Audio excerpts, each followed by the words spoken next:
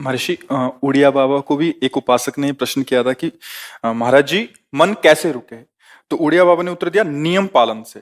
यदि हम नियम पर दृढ़ रहें तो मन हमारा क्या कर सकता है? नियम तो परमात्मा देखता है, हम लोग नियम पर दृढ़ नहीं रहते, इसी से हमारे देश की दुर्दशा है। संध्या वंदन तक का नियम जाता रहा है, भजन करने के लिए नियम की बड़ी आवश्यकता। हाँ, बड़े नियम की आवश्यकता है। तो जैसे प्रातः काल से सायंकाल तक की हर व्यक्ति की अपनी एक दिनचर्या होनी चाहिए। ऐसा नहीं कि आज हम 4 बजे उठे, कल 7 बजे उठे, पर फिर मन को आप कंट्रोल नहीं कर पाएंगे। मन के लिए एक दिनचर्या होनी चाहिए कि हमको 10 बजे सोना है, 4 बजे उठ जाना है, तो फिर 4 से 4:15 नहीं होना चाहिए, 4 बजे उठ जाना, ऐसा नियम बना ले। और उठ करके हमको थोड़ी देर नाम जप करना है, थोड़ी देर हमें वाणी जी का गायन करना है, थोड़ी देर हमें ध्यान, एक अपनी दिनचर्या। फिर हम अपने संसार के कार्य के नियम, जो संसार के कार्य हैं, उनको भी करते हुए भगवान को समर्पित करें। जैसे जो पद में है, जो आपको राष्ट्र सेवा मिली है, जो आपको समाज सेवा के पद मिले हैं, या आपको जो घर की सेवा के कार्य मिले हैं, उनमें बहुत धर्म पूर्वक आचरण होना चाहिए। अगर आप अधर्म आचरण करते हैं, अपने पद का दुरुपयोग करते हैं, तो आप सुबह जग करके थोड़ा माला चला लीजिए, फिर भी आपका कल्याण नहीं होगा, क्योंकि आप अपने पद का, अपने सेवा का दुरुपयोग कर रहे हैं। जैसे हम जानते हैं कि अधर्म आचरण है, ये अधर्मी है, हमें पता है दोषी है, और वो हमको कुछ धन दे देता है, और हम उसको मुक्त करवाने की बात सोचते हैं, और जो निर्दोष है उसको फंसा देते हैं। अब तुम चाहे जितना माला चलाने की कोशिश करो या दान पुण्य करो, वो तुम्हारा अधर्म आचरण, वो अधर्म का धन तुम्हें सतमार्ग में नहीं जाने देगा। नियम लेना चाहिए कि जिस पद में है, जिस धर्म में है, जिस कर्तव्य में है, चाहे कुछ भी हो जाए, हम अपने कर्तव्य से विमुख नहीं होंगे। जितना जप महान है, उतने कर्तव्य महान है। दोनों बातें समझना है। माला फेरा और इसके बाद बेईमानी, अधर्माचरण, इनका कोई नियम नहीं है कि हमें कैसे चलना है, तो वो माला काम नहीं कर पाएगा, क्योंकि उसका तभी सत्य भाव माना जाएगा माला जपला जब धर्माचरण है। धर्माचरण नियम से। बोले वो बड़े कट्टर नियम वाले हैं, उनको घूस नहीं, आप उनको भयभीत करके नहीं काम करवा सकते, प्रलोभन में काम नहीं करा सकते। ये हमारी गृहस्थी है ना, तो गृहस्थी के पालन के लिए धन चाहिए, और धन के लिए हम धर्म को आगे रखें, धन को नहीं।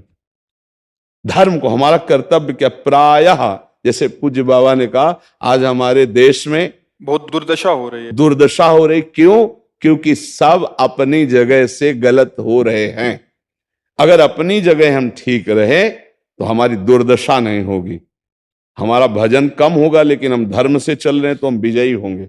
हम भगवान को प्रसन्न कर सकते हैं, क्योंकि हमें जो कार्य मिला है वो भगवान का ही कार्य, सृष्टि भगवान का कार्य। जैसे नए बच्चे कुछ वकालत पढ़ रहे थे, तो यहाँ के प्रश्न किया था कि हम जानते हैं कि वो दोषी नहीं है, हम जानते हैं कि वो दोषी है, पर दोषी हमें पैसा दे रहा है, तो हम वकालत पढ़ी इसीलिए, हम उसको जिताएंगे, तो क्या कोई पाप है? तो उनका खुला पाप है।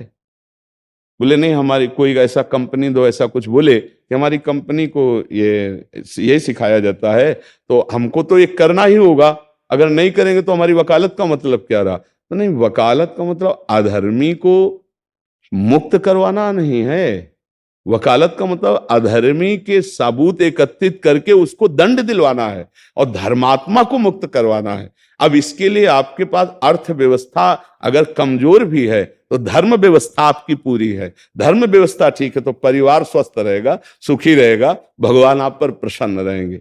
अच्छा, फिर हमने तर्क रखा कि जैसे आपकी बहन के साथ कोई गलत व्यवहार करे, आपको पता है, और वो आपको 10 लाख रुपया घूस दे, तो क्या आप उसका पक्ष लेंगे?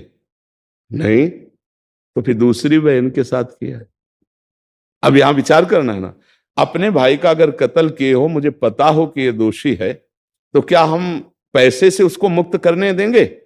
लगेगा कि जान की बाजी लगा देंगे, और तुम्हें हम ऐसे ही एक गरीब आदमी की किसी ने हत्या की है, तो आपका पक्ष बनता है। पर यह ज्ञान कहां मिलेगा? बिना अध्यात्म के ज्ञान तो मिलेगा नहीं।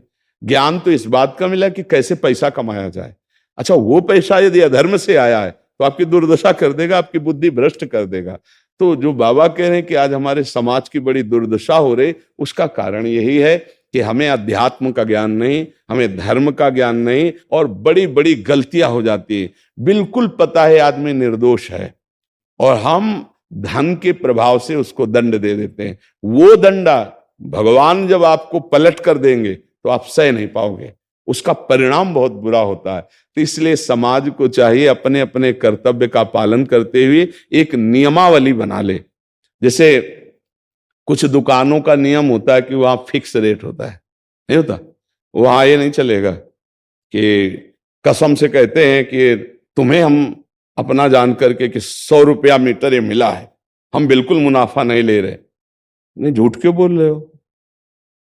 दुकान खोले हो मुनाफा के लिए, झूठ क्यों बोल रहे हो? नहीं लेंगे मुनाफा, हम जितने का लाए हैं उससे मुनाफा लेंगे, पर 120 रुपया मीटर देंगे, कपड़ा बढ़िया है, नाप फिट है, इससे नीचे नहीं उतरेंगे, हमें सफाई देने की जरूरत नहीं है कि हम कसम खाते हैं या ऐसा।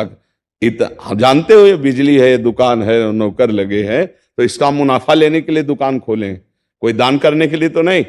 तो सबको पता है मुनाफा लेगा, लेकिन एक फिक्स दाम, उसे 10-20 रुपया का मुनाफा लेकर के हम उसको बेच रहे हैं। लेकिन झूठ क्यों बोले? बोले झूठ के बिना धंधा नहीं चलता। नहीं, ऐसा नहीं है। अब असत्य बोलोगे तो उससे जो आपको मुनाफा मिलेगा वो आपकी बुद्धि भ्रष्ट करेगा, और सत्य है कि मुनाफा के लिए है वही चीज, और आप एक फिक्स रेट में दे रहे, बढ़िया है। अब अगर आप कोई मिलावट करके भोजन सामग्री दे रहे हैं, आपको पता है, तो जो खाने वाले के हृदय में बैठे हुए भगवान है वो तुम्हारे जीवन में मिलावट कर देंगे, तुम्हारा जीवन महान दुखमय हो जाएगा। ये कहां समझा जाता है? एक आदमी सिंथेटिक दूध बना रहा है, उससे कहो ये अपने बच्चे को पिलाओ, नहीं पिलाएगा। फिर ये दूसरे का बच्चा जब पिएगा तो उसकी हालत क्या होगी? दूसरे शरीर में जाएगा तो हालत क्या होगी? वो केवल धन की बुद्धि रख रहा है। एक